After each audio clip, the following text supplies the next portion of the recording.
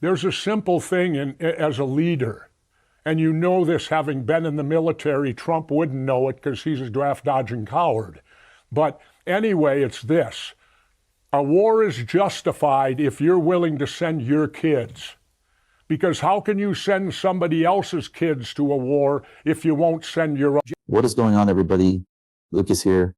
Jesse Ventura sat down with Piers Morgan, and before he even got to Iran, he put his entire family's military record on the table.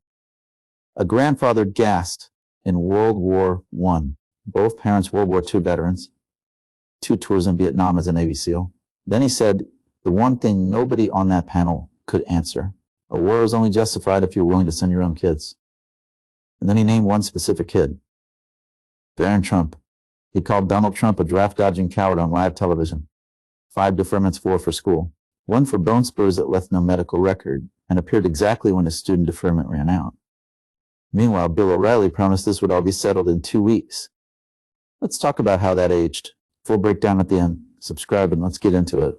No, but you're spouting a theory. Yeah. It may be right, but it doesn't jibe with what my information flow is, because as I said, Trump didn't want this military action. It wasn't his arrogance that, oh, I kicked Venezuela's butt, so now I can do the same thing in Iran. I mean, he would have told me if you wanted it. That's what we would have discussed, how to go about it militarily. That's not what we discussed. It was how to get a deal. So going forward, here's how I see it. Iran's going to have to make a deal because Trump's not going to stop. And if he has to lose the midterms, he'll lose the midterms. Remember, he didn't have to run again. Okay? He's not stopping. He's not going to say, oh, we lost, ever.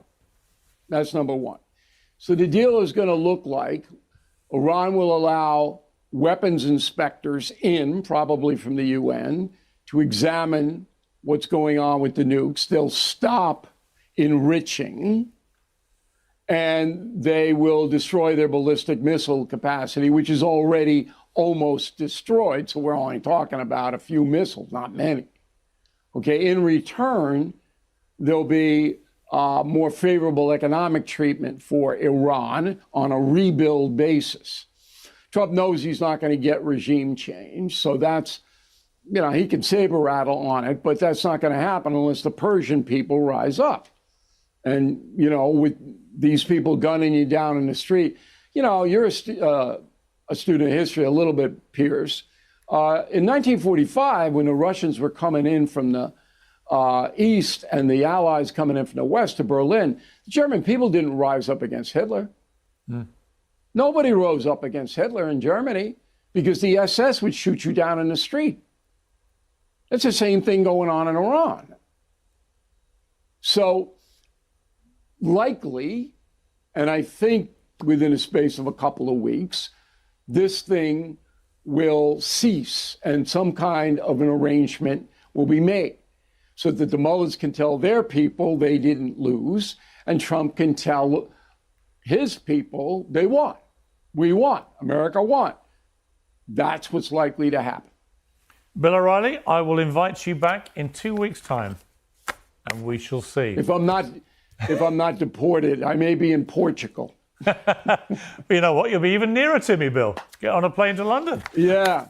Great to have you. We're coming to England at the end of May, and you're gonna do an interview with me.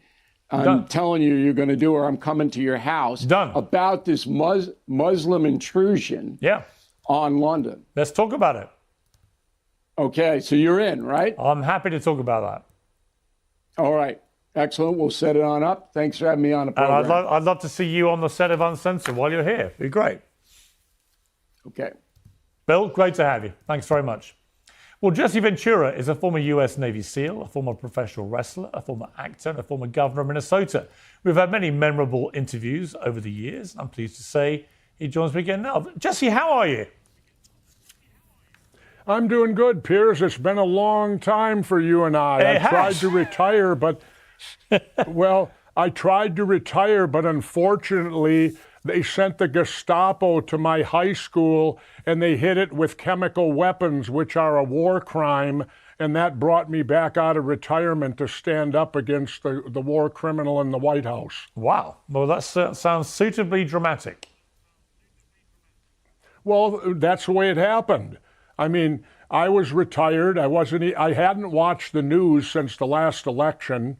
My son said, "You're way better, Dad. You're not tense anymore. Keep it up." And then lo and behold, these ICE characters, I call them the Gestapo, and I think I can do that. And let me get something straight right now, Piers, so people know where I'm coming from. My Uncle Emil fought in World War I. My parents both fought in World War II. My father had 6 bronze battle stars in Europe. My mother was a nurse in North Africa, which predated Normandy, fighting Rommel, the Desert Fox, the greatest German general. Both my parents were World War II veterans. My brother and I are both Vietnam veterans and member of the Navy UDT SEAL. We both did 2 tours to Southeast Asia. So everyone in my family is a war veteran. I wanted to get that out right now so it'll help with the things that I'm going to say to you in the moments to come. So ICE agents came to your school, you said? What's that? You said the ICE agents came to your school? Yeah, the ICE agents came to the school where I went to high school, chasing some guy down just like the Gestapo. And I heard people were offended calling them that. Really? I can tell you right now, if my parents would have been alive and they would have seen what happened in Minneapolis, they would have called it the Gestapo too. So they come to my school, they use tear gas and pepper spray at the school. Now here's a question I have, Piers. My Uncle Emil fought in World War I and he was gassed. He came home, but his life was ruined. He could never do anything. What did they do? They outlawed it. Gas using chemical weapons became a war crime. Why is it that you can't use them on your enemy, but you're allowed to use them on your own people? That has always been, where is the media on this? You know, using chemical weapons against our own people, which is in essence a war crime. Well, I think I wouldn't describe the gas used by ICE agents as chemical weapons. I mean, that infers weapons of mass tear destruction. gas. They're spraying people from 6 inches away right in their face. I can't use that in war. I wasn't allowed to carry tear gas or any type of chemical weapon in war. It's banned from war. It's considered a war crime. You can't use it against your enemy, but you can use it against your own people. Doesn't something ring wrong there for you, Piers? Well, a lot rang wrong about what was going on in Minnesota, and I'm very glad that it has been resolved, at least for now. And I think it Donald hasn't Trump... been resolved. Well, no, not completely, but nothing's been resolved. No, I understand. We have 2 dead people here. Yeah, 2 people were killed by the Gestapo here. Yeah, I understand. And those investigations are ongoing, but at least the ICE activity that was going on and the way it was being conducted has been removed from Minnesota, which is a good thing. And I thought what happened was appalling. And I said so at the time. Let me ask you about Iran and your view of this war. Well, here's how I feel about it. There's a simple thing as a leader. And you know this, having been in the military. Trump wouldn't know it because he's a draft-dodging coward. But anyway, it's this. A war is justified if you're willing to send your kids. Because how can you send somebody else's kids to a war if you won't send your own?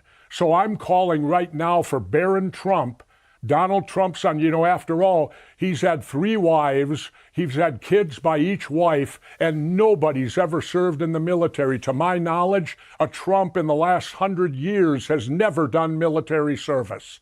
Well, Barron, you can change that. Enlist in the United States military right now. Do something your father didn't have the courage to do. Do something your father didn't have the patriotism to do.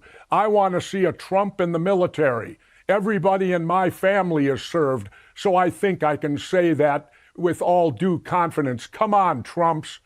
Don't just reap the benefits of this free world. somebody put on the uniform, and that's you, Barron. And I heard the excuse that Barron might be too tall.